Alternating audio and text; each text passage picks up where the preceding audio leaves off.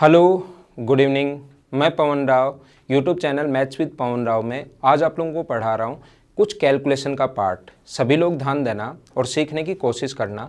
1 का जो क्यूब होता है, 1 का जो क्यूब होगा वो 1 होगा, 2 का जो क्यूब होगा वो 8 होगा, 3 का जो क्यूब होता है वो होता है 27, 4 का जब क्यूब होता है तो 64, 5 का जो क्यूब होगा वो 125, 6 तक का जो क्यूब होगा वो होगा 216, 7 का क्यूब होता है 343, 8 का क्यूब जो होगा वो होगा 512 और 9 का जो क्यूब होगा वो होगा 729।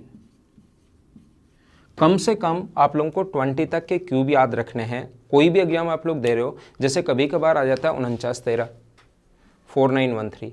अब आप इसको 3 से 7 से 9 से 11 से 13 से ऐसे काट कर देखते हो। जब तक आपको नहीं पता होगा ये 17 का क्यूब है, 17 से कटेगा, तब तक आप लोग इसको फास्ट नहीं कर पाओगे।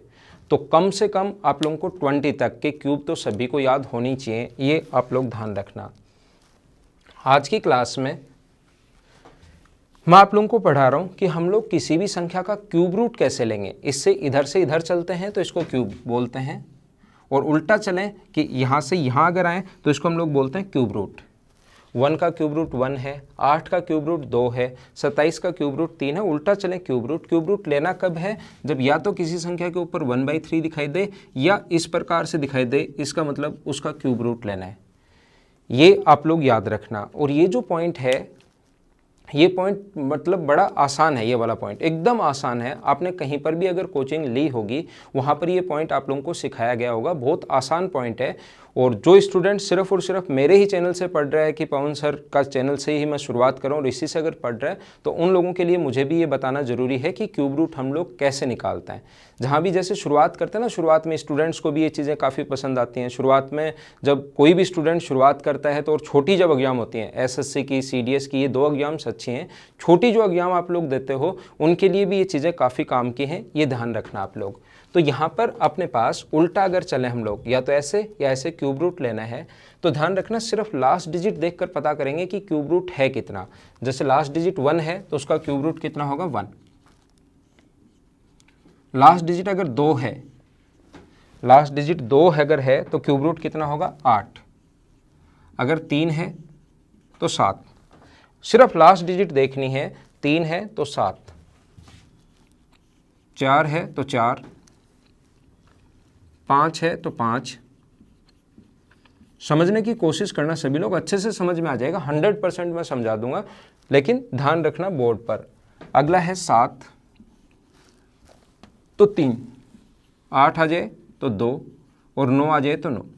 बाकी सब सेम है। ध्यान रखना 2 की जगह 8 आता है और 8 की जगह 2, 3 की जगह 7 और 7 की जगह 3। ये चेंज हो जाते हैं। बाकी सब 1 का 1, 4 4, 5 5, 6 6 और 9 9, 2 की जगह 8, 8 की जगह 2, ऐसे अपने पास। क्यूब रूट लेना कब है? जब जैसे अपने पास लिखा हो 6 8, जैसे इसका क्यूब रूट लेना हो,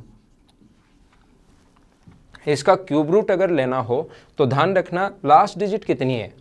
आपको लास्ट डिजिट पता करनी है, बताओ कितनी है? तो लास्ट डिजिट 9, तो 9 के लिए 9 लिखोगे आप लोग। और जैसे ही आप लोग एक डिजिट लिख लेते हो, क्यूब रूट निकाल रहे हैं, तो 3 इधर से काट दो। बचा कितना? 6। बचा कितना अपने पास? 6 बचा। 6 कौन कौन से क्यूब रूट के बीच है? 1 और 8 के बीच है। 6 जो किस किस के बीच है? 1 के बीच और 8 के बीच है।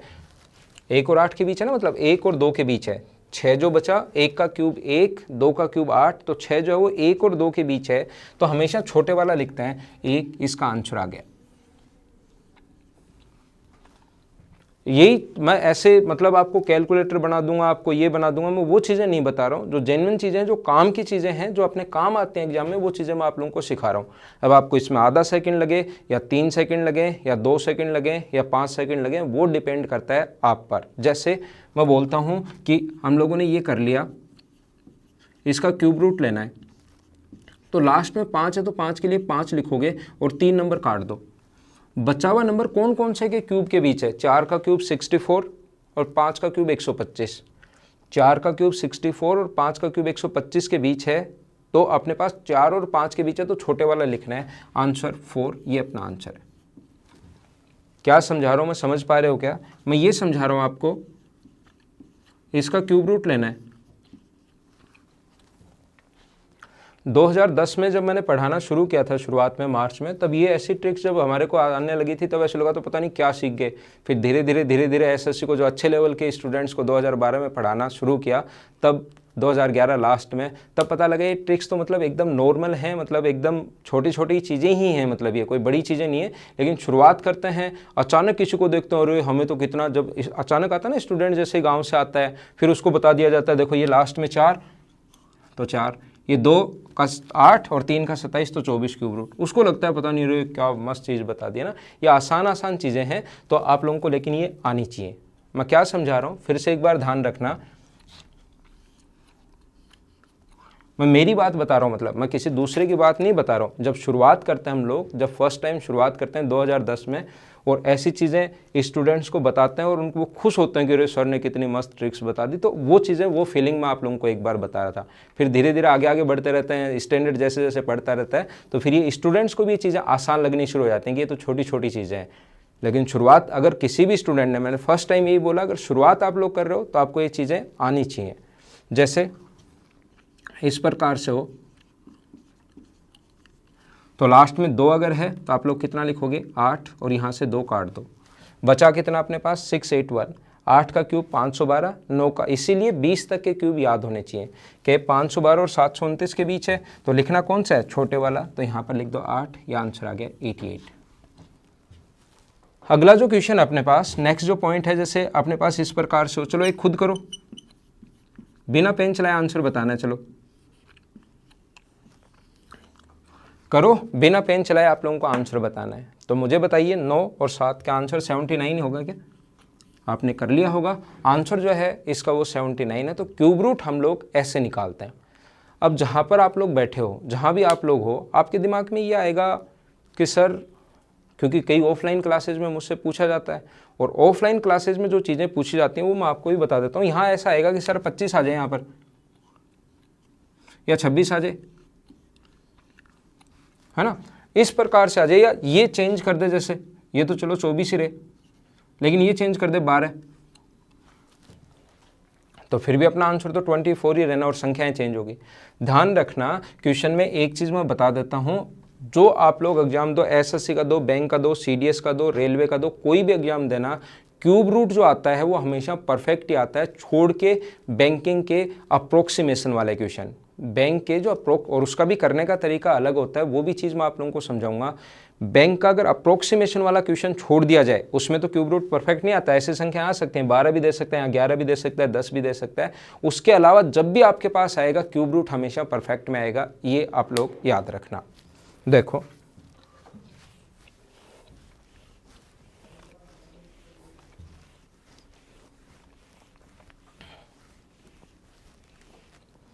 एक चीज़ ध्यान रखना, मैं भी वीडियोस थोड़े से कम बना पा रहा हूँ यूट्यूब पर, तो वीक में 4 या 5 वीडियो आपके पास आते हैं, ये आप लोग ध्यान रखना, 4 या 5 वीडियो।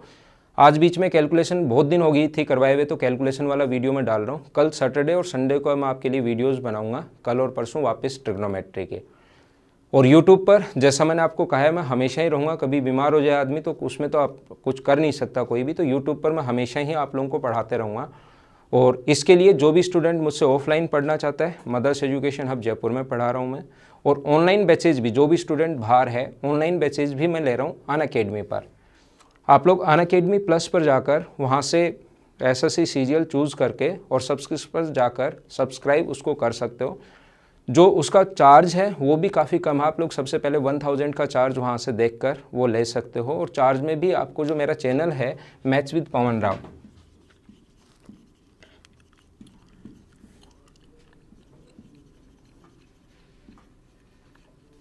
कोई स्पेस बीच में नहीं है, मैथ्स विद पवन राव, ये आप लोग उसमें रेफरल कोड मांगेगा पेमेंट से जस्ट पहले, ये आप लोग उसमें लगाकर उसमें 10% डिस्काउंट करवा सकते हो। वहाँ से 10% अपने आप, जैसे ही रेफरल कोड में ये लिखोगे और अप्लाई करोगे, अपने आप 10% डिस्काउंट हो जाएगा, जिसमें मैथ्स, रीजनिंग, जीके, इंग्लिश सारे के सारे पॉइंट आप लोग वहाँ से देख सकते हो। तो आप लोग यहाँ पर एक बार जाकर जो मुझसे, क्योंकि वहाँ पर सिस्टमेटिक थोड़ा सा, जैसे यहाँ पर एक बार स्टूडेंट ने अगर वहाँ पर पेमेंट कर दिया है तो वहाँ से जैसे छुट्टियाँ वुट्टियाँ भी थोड़ी सी वहाँ पर कम होती हैं, क्योंकि पेमेंट कर दिया तो फिर ज़बरदस्ती बीमार हो तो भी आदमी, जैसे कल इवनिंग का मेरा बैच था 7 से 8:30 तक, मेरी कल थोड़ी सी तबीयत ख़राब थी, अचानक गले में थोड़ा सा दर्द होना शुरू हो जाता है, तो फिर भी मैं आया और 30-35 डेढ़ घंटे की वो क्लास थी, फिर भी मुझे लगता है यार स्टूडेंट वेट करेंगे, तो 30-35 मिनट मैंने उनको पढ़ाया था फिर भी।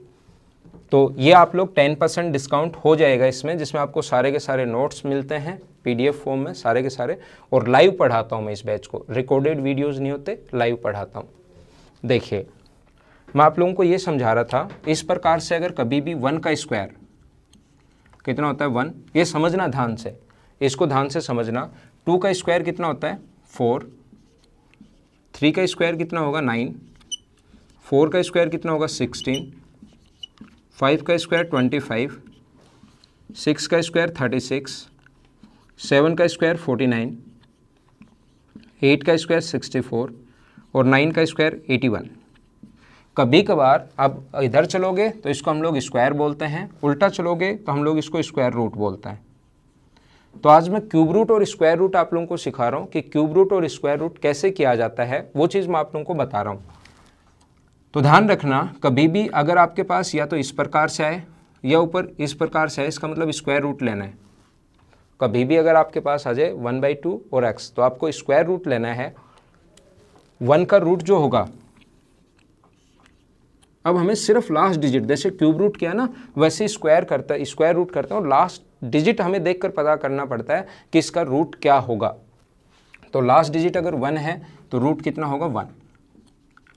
मुझे बताइए कहीं 2 दिखाई दे रहा है कि लास्ट 3? क्यों समझा रहा हूँ मैं, कभी कभार चलते चलते क्वेश्चन आएगा, एक क्लास में उतने ही तो स्टूडेंट, जितने रो हैं उतने ही कॉलम, और 400 स्टूडेंट हैं एक क्लास में, टोटल 400 स्टूडेंट हैं, जितने रो हैं उतने ही कॉलम हैं, तो नंबर ऑफ कॉलम्स बताइए। तो इसका मतलब हमें रूट लेना पड़ता है। तो लैंग्वेज प्रॉब्लम में कभी कभार ऐसा क्वेश्चन आ जाता है जिसको मैं आप लोगों को समझाता हूँ, रूट लेना पड़ता है। तो रूट आप लोग फटाफट कैसे लोगे वो चीज़ मैं आप लोगों को बता रहा हूँ। 2 कहीं नहीं है, देखो 3 कहीं नहीं है, 7 और 8 भी नहीं है।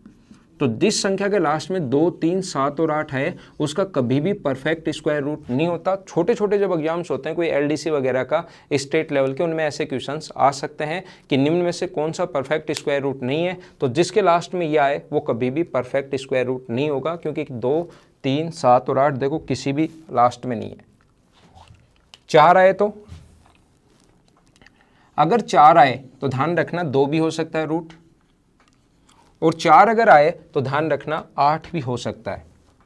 लास्ट डिजिट हम लोगों को देखनी है। 4 अगर आया तो 2 भी हो सकता है रूट, और कितना हो सकता है 8 भी। 5 अगर आए तो 5, ऐसे ही 1 अगर आए ना तो 1 भी हो सकता है, और 1 आए तो 9 भी हो सकता है।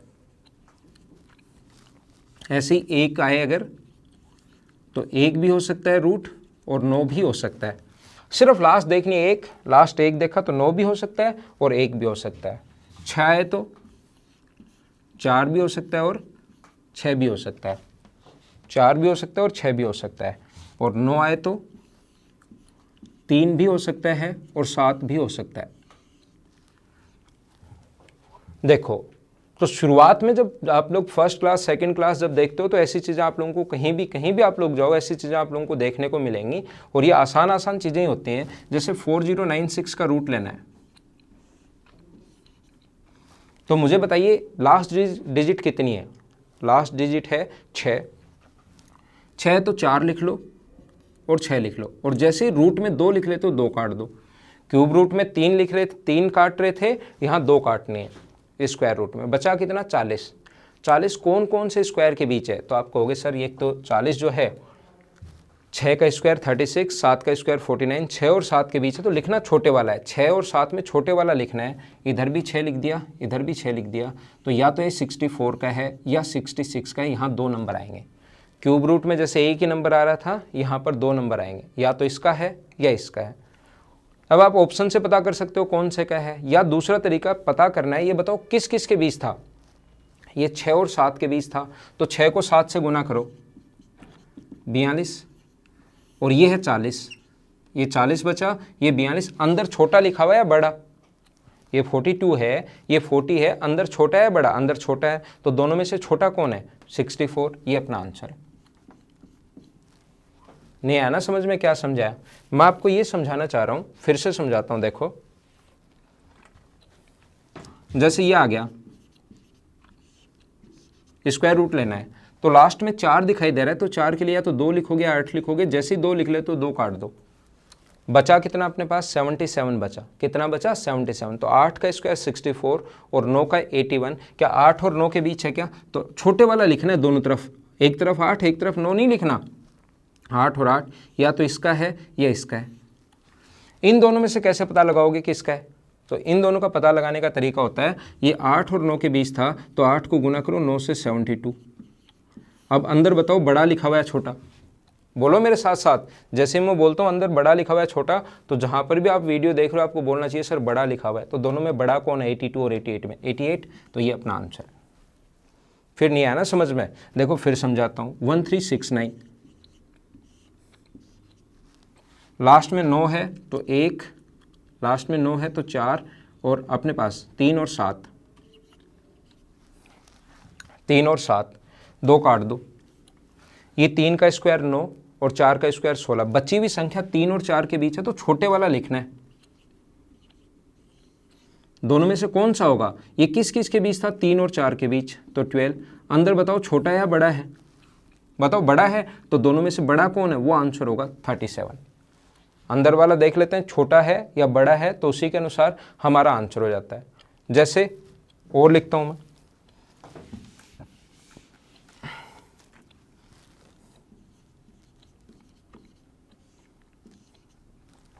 इसका रूट कैसे लेंगे? तो लास्ट में कितना लिखा हुआ है? 4। 4 के लिए या तो 2 लिखोगे या 8 लिखोगे, और 2 काट दो। स्क्वायर रूट के लिए 2, बची कितनी? 3, 125 बची। तो 11 का स्क्वायर 121, 12 का 144। क्या 11 और 12 के बीच है क्या? तो लिखना छोटे वाला है 11। अब दोनों में से किसका होगा? 11 को गुना करो 12 से, 11 को 12 से इंटू करोगे तो 132। अंदर मुझे बताइए छोटा है या बड़ा है? 125 है, ये 132। छोटा है तो दोनों में से छोटे वाला आंसर। अगर बड़ा होता तो दोनों में से बड़े वाला आंसर, और अगर छोटा है तो दोनों में से छोटे वाला आंसर।